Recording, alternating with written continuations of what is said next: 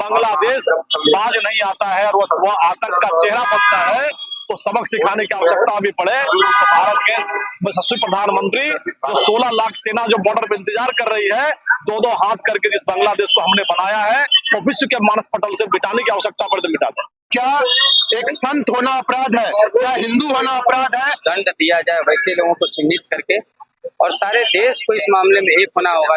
जैसे हम 22% से 8% पे आ गए, तो आज जरूरत है एक कठोर कदम की, और हम मौन रहकर इसको बिल्कुल बर्दाश्त नहीं करेंगे।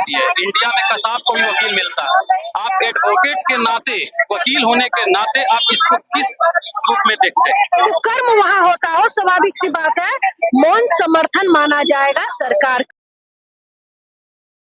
देखिए, बांग्लादेश के अंदर जो घटनाएं घट रही है, यह एकमात्र साजिश है वहाँ हिंदुओं को सफाया करने का। संत चिन्मय कृष्णदास के साथ जिस तरीके से व्यवहार किया जा रहा है, यह कहीं न कहीं जो उस देश के प्रधानमंत्री मोहम्मद यूनिस, उनकी अंतर्राष्ट्रीय स्तर पर बहिष्कार होना चाहिए।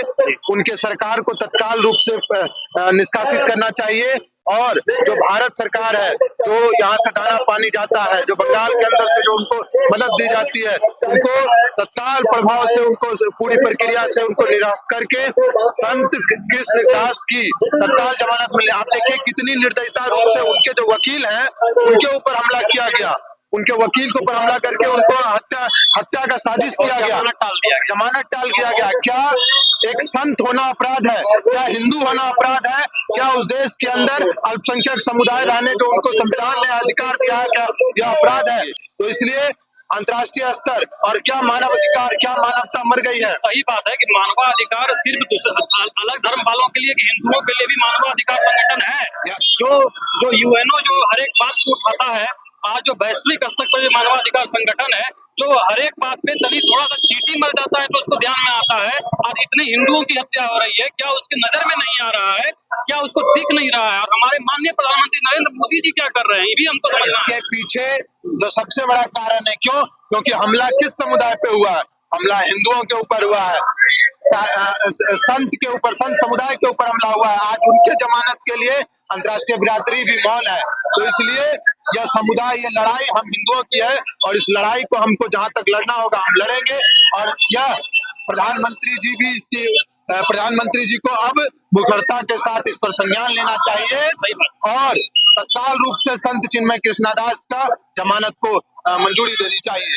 अन्यथा हिंदू समुदाय जब तक सहिष्णु है तब तक है, और सहिष्णु हो जाने के बाद फिर अपना विकराल रूप देखता है। तो हमारे साथ है पवन मिश्रा जी, तो हम जानना चाहेंगे कि क्या इसका बात, ये मोदी जी तक ये बात नहीं पहुंच रहा है क्या? देखिए, सबसे पहले तो आज हम लोग मौन जुलूस निकाल के बांग्लादेश में जो अत्याचार हो रहा है हिंदू समाज पर, उसके लिए जबरदस्त विरोध किए, और हमारे मोदी जी भी लगे हुए हैं। संयुक्त राष्ट्र संघ के लोगों को भी हम लोग कहना चाहेंगे कि इस पर त्वरित कार्रवाई करते हुए बांग्लादेश में जो हिंदू पर अत्याचार हो रहा है उसको तत्काल रोके, और इसका जो सख्त से सख्त कार्रवाई हो, कठोर से कठोर दंड दिया जाए वैसे लोगों को चिन्हित करके, और सारे देश को इस मामले में एक होना होगा। क्योंकि आज बांग्लादेश में हो रहा है, कल इंडिया में होगा, कल और देशों में होगा। ऐसे लोग किसी के भी नहीं, इसलिए हम लोग सब समाज के लोग आज इस मौन जुलूस में निकले हैं, और डीएम साहब को ज्ञापन सौंप के हम लोग घर की तरफ जाएंगे और सख्त इसका विरोध करेंगे। तो सर ये बताइए, आप तो सर बीजेपी के नेता हैं, आप बीजेपी को रिप्रेजेंट करते हैं, और हो सकता है आप आगे चल के विधायक बने, सांसद बने, मेरा शुभकामना है आपके साथ मिश्रा जी। लेकिन आप ये बताइए कि क्या मतलब भारत में जो भाजपा हिंदू का जो बोलता है कि हम हिंदू का जो है हम रक्षक हैं, हम हिंदू के हितों का बात करते हैं, क्या यही हिंदू हित की बात हो रही है? देखिए, ये घटना बांग्लादेश का जी, और बांग्लादेश में जो हिंदू रह रहे हैं, हाँ, उसके लिए हम लोग देखिए कि पूरे देश में सर्व धर्म के लोग, बीजेपी नहीं, हाँ, ओनली नॉट फॉर बीजेपी, ये पूरे धर्म, पूरे समाज के लोग एक साथ देखिए कि रोड पे हजारों की संख्या में निकले, और इसका जम के विरोध हो रहा है पूरे देश में। हमारा इंडिया में कितना विरोध इसका हो रहा है, और कोई कहीं देशों में नहीं हो रहा। तो हिंदू इंडिया में है मिश्रा जी? हाँ, यही नहीं, और भी हिंदू है, नेपाल में भी है, सब जगह है, लेकिन भारत में हम लोग हर क्षेत्र, हर शहर में, हर गांव में इसका विरोध हो रहा है। और जब एक बार विरोध का स्वर संयुक्त राष्ट्र संघ तक जाएगा, देश के और विदेश के और लोगों के तक जाएगा, तो बांग्लादेश पर इस चीज का रोक लगेगा, इसका पूरा भरोसा है। जिस प्रकार की हिंसा हो रही है, वहाँ मानवाधिकार का खुल्लम खुल्ला उल्लंघन हो रहा है। सर यही तो हमारे मन में आता है कि एक चींटी मरता है ना सर, किसी अन्य धर्म में कोई अगर हो जाता है तो वैश्विक मानवाधिकार जो है वो हल्ला मचाता है। देखिए एक जो इकोसिस्टम काम करता है जी पूरे विश्व के अंदर, उसमें या हिंदू समाज को छोड़कर अगर कहीं घंटी भी चोरी होती है तो अल्पसंख्यक सताए जाते हैं, मानवाधिकार का हनन होता है, लेकिन हम कत्लेआम होते हैं तो लोगों को उप तक नहीं होता है।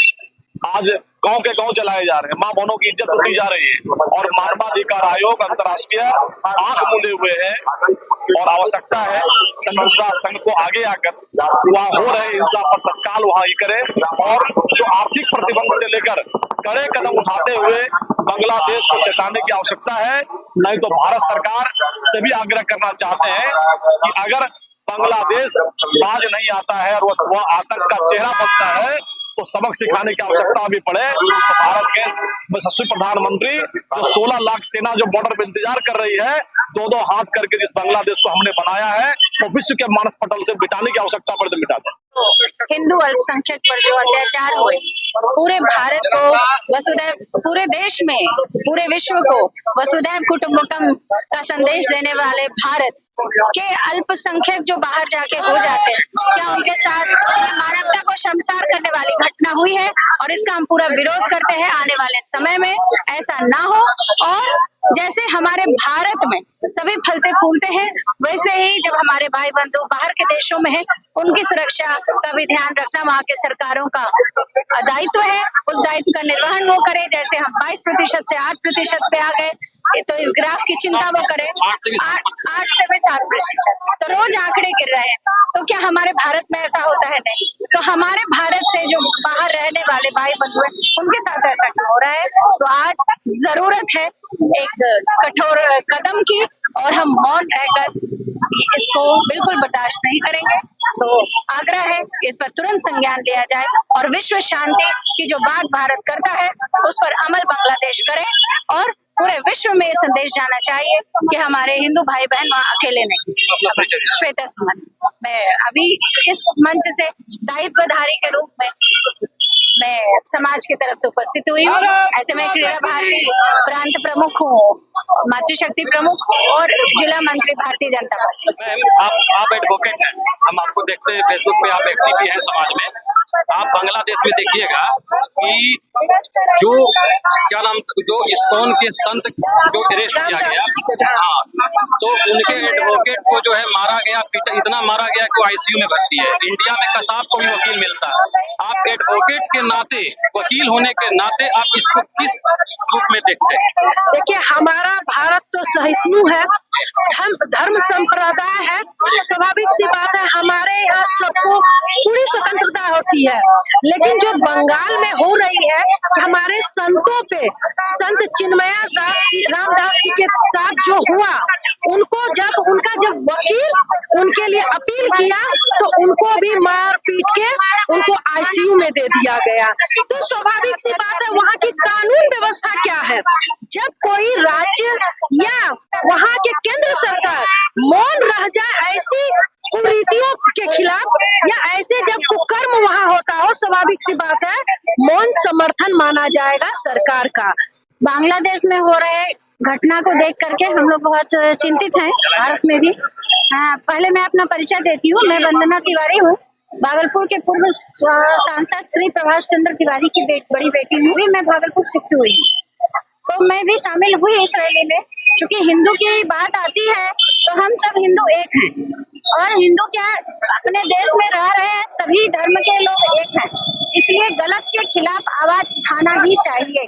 आज हम लोगों ने यहाँ रैली निकाली भागलपुर में, गौशाला से लेकर के पूरे भागलपुर में हमारे पुरुष वर्ग और महिलाएं सभी निकले हम लोग, और हमने मौन रैली रखी। और जो बांग्लादेश में हो रहा है वो बहुत ही दुखद है। बांग्लादेश सरकार को सोचना चाहिए कि मानव के प्रति इतना अत्याचार करना बहुत ही गलत है। ये पूरे विश्व में हिंदू भी फैले हुए हैं और अन्य धर्मों के लोग भी फैले हुए हैं, तो क्यों हम इस तरह से अत्याचार कर रहे हैं, उनको समझना चाहिए और इस पर इन पर उन लोगों को रोक लगाना चाहिए। हमारे हिंदू लोग वहाँ भयभीत हैं, उन हिंदुओं को सुरक्षा देना चाहिए। हमारे इस्कॉन टेम्पल के संत को जेल में डाल दिया गया है। ये हम लोगों के लिए बहुत ही चिंता की विषय है। उनको रिहा किया जाए।